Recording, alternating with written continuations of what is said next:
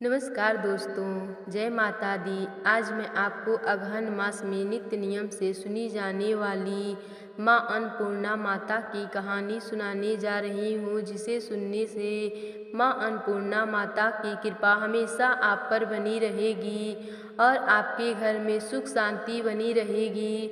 तो प्रेम से बोलिए अन्नपूर्णा माता की जय। एक समय की बात है, काशी निवासी धनंजय की पत्नी का नाम सुलक्षणा था।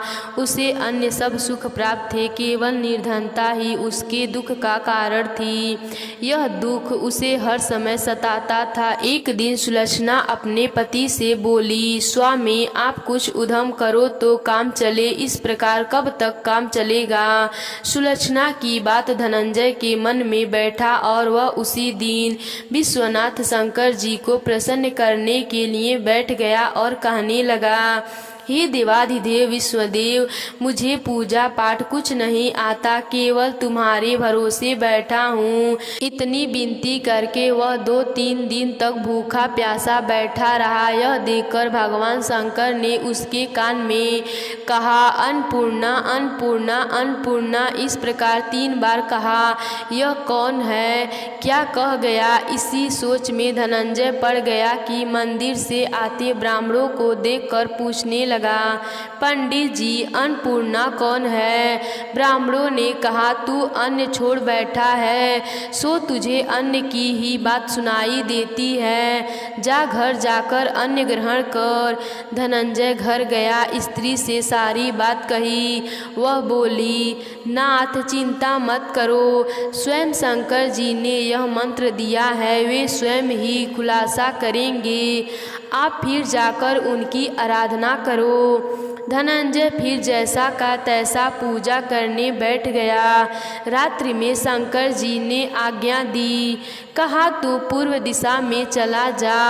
वह अन्नपूर्णा का नाम जपता जाता और रास्ते में फल खाता, झरनों का पानी पीता जाता। इस प्रकार कितने ही दिनों तक चलता गया।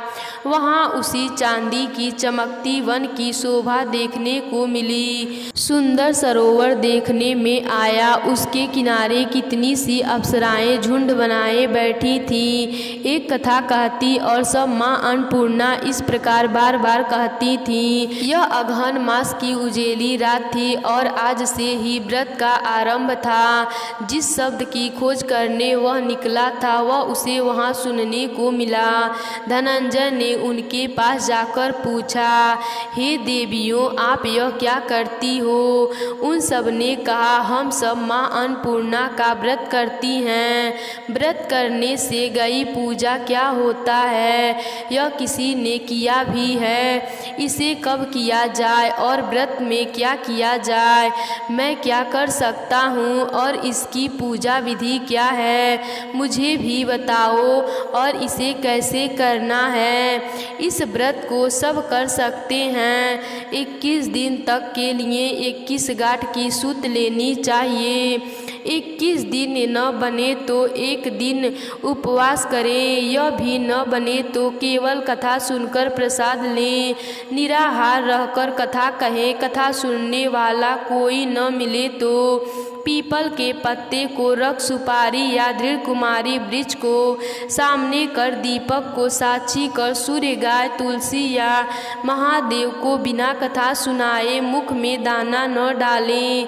यदि भूल से भी कुछ पड़ गया तो एक दिन फिर उपवास करें। व्रत के दिन क्रोध न करें और झूठ न बोलें। धनंजय बोला, इस व्रत के करने से क्या होगा। वे कहने लगी, इसके करने से अंधों को नेत्र मिलेगा, लूलों को हाथ मिलेगा, निर्धन के घर धन आएगा, बाझन को संतान मिलेगा, मूर्ख को विद्या आएगा। जो जिस कामना से व्रत करे माँ उसकी इच्छा पूरी करती हैं। वह कहने लगा, बहनों, मेरे भी धन नहीं है, विद्या नहीं है, कुछ भी तो नहीं है, मैं तो दुखिया ब्राह्मण हूँ, मुझे इस व्रत का सूत दोगी।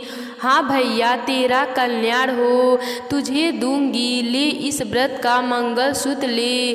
धनंजय ने व्रत किया, व्रत पूरा हुआ। तभी सरोवर में से 21 खंड की सुरवर सीढ़ी हीरो मोती जड़ी हुई प्रकट हुई।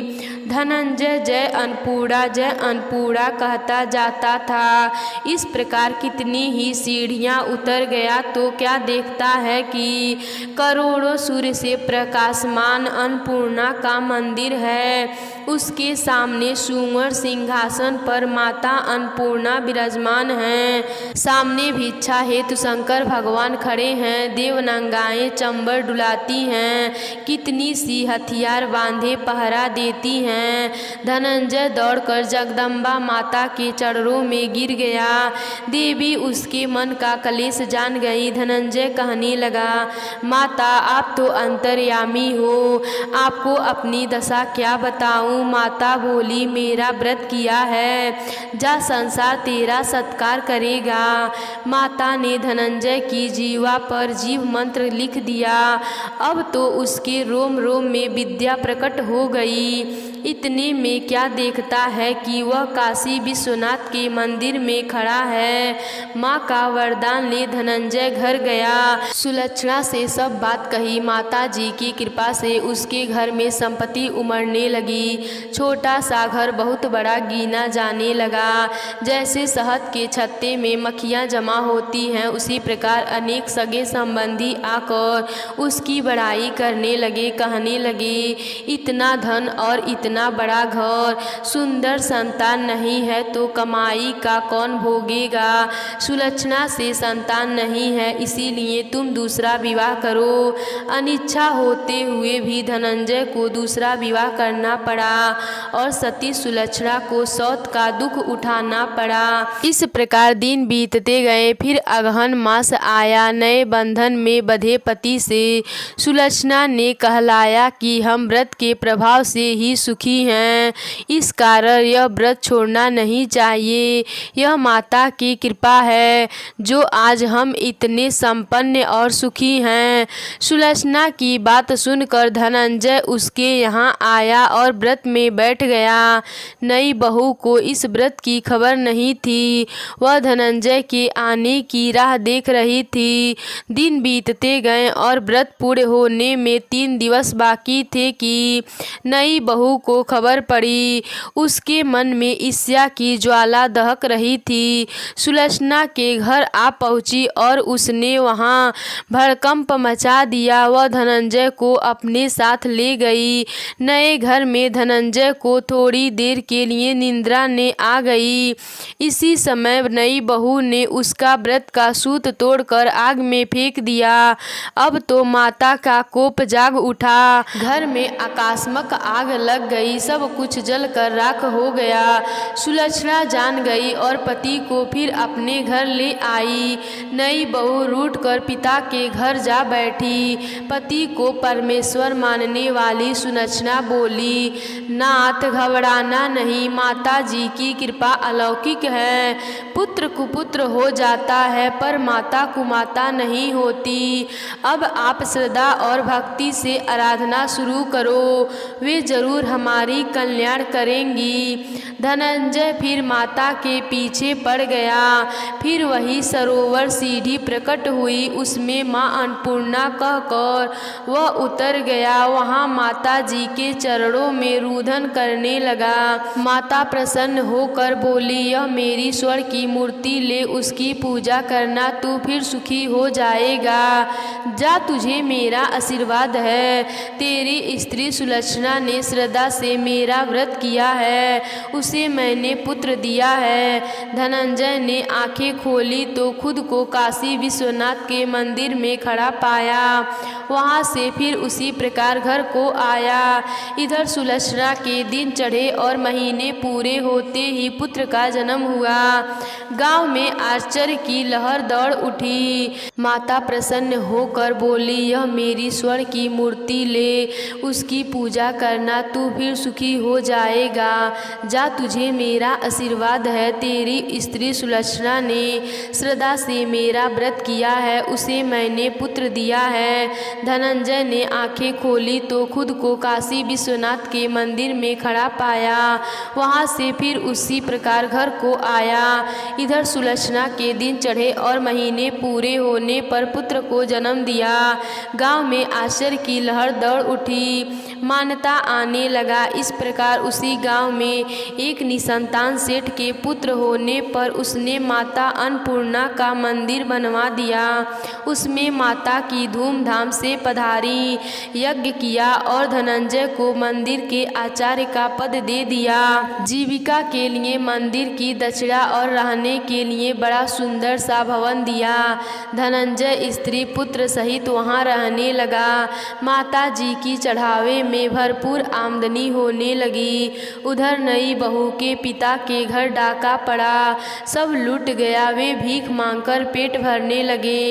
सुलक्षणा ने यह सुना तो उन्हें बुलाया, अलग घर में रख लिया और उनके अन्य वस्त्र का प्रबंध किया। धनंजय, सुलक्षणा और उसका पुत्र माता की कृपा से आनंद से रहने लगे। माता जी ने जैसे उनके भंडार भरे वैसे सबके भंडार भरना। तो प्रेम से बोलिए अन्नपूर्णा माता की जय। एक बार श्री हरि विष्णु धरती पर भ्रमण करने के लिए जा रहे थे। तभी देवी लक्ष्मी ने उनके साथ चलने की अनुमति मांगी। कई बार कहने पर भगवान विष्णु ने कहा कि वह साथ चल सकती हैं, लेकिन उन्हें एक शर्त माननी होगी। उन्होंने कहा कि धरती पर कैसी भी स्थिति आ जाए, लेकिन उन्हें उत्तर दिशा की ओर नहीं देखना है। देवी लक्ष्मी भी भगवान की शर्त मान लेती हैं और साथ चल देती हैं। जब भगवान विष्णु और माता पार्वती धरती लोक पर भ्रमण कर रहे थे, तभी देवी की नज़र उत्तर दिशा की ओर पड़ती है। उस ओर इतनी हरियाली थी कि वह खुद को रोक नहीं सकी और सामने दिख रही बगीचे में चली गईं। इसके बाद उन्होंने उस बाग से एक पुष्प तोड़ लिया और भगवान विष्णु के पास वापस आ गईं। उन्हें देखते ही श्री हरि विष्णु रोने लगे। तभी माता लक्ष्मी को उनकी शर्त याद आई। तब भगवान विष्णु ने कहा कि बिना किसी से पूछे उसकी किसी भी वस्तु को छूना अपराध है। देवी लक्ष्मी को अपनी गलती का एहसास हुआ और उन्होंने भगवान से क्षमा मांगी, लेकिन भगवान विष्णु ने कहा कि इस गलती की माफ़ी उस बगीचे का माली ही दे सकता है। उन्होंने कहा कि अब उन्हें उस माली के घर में दासी बनकर रहना होगा। देवी लक्ष्मी ने उसी क्षण गरीब औरत का रूप धारण किया और सीधे उस माली के घर पहुंच गईं। माली ने उनसे कभी खेत में काम करवाया, कभी बगीचे में तो कभी घर में, लेकिन एक दिन उसे पता चला कि वह दासी कोई और नहीं बल्कि माता लक्ष्मी है, तो वह रोने लगा। माली ने माता लक्ष्मी से क्षमा याचना की और कहा कि जो कुछ उसने किया वह करवाया वह सब अज्ञातवास था, इसके लिए वह उसे माफ़ कर दे। माँ लक्ष्मी मुस्कुराते हुए कहा कि वह भी एक नियति थी, इसमें उसका कोई दोष नहीं है, लेकिन जिस तरह उसने माँ को अपने परिवार का सदस्य समझा, उसके लिए उसे आजीवन सुख समृद्धि का वरदान देती हैं। देवी लक्ष्मी ने कहा कि माली और उसके परिवार के सदस्य को जीवन में किसी भी तरह का कोई कष्ट नहीं भोगना पड़ेगा। इतना कहकर देवी अंतर ध्यान हो गई और वहां से विष्णु लोक वापिस चली गईं। तो प्रेम से बोलिए लक्ष्मी माता की जय।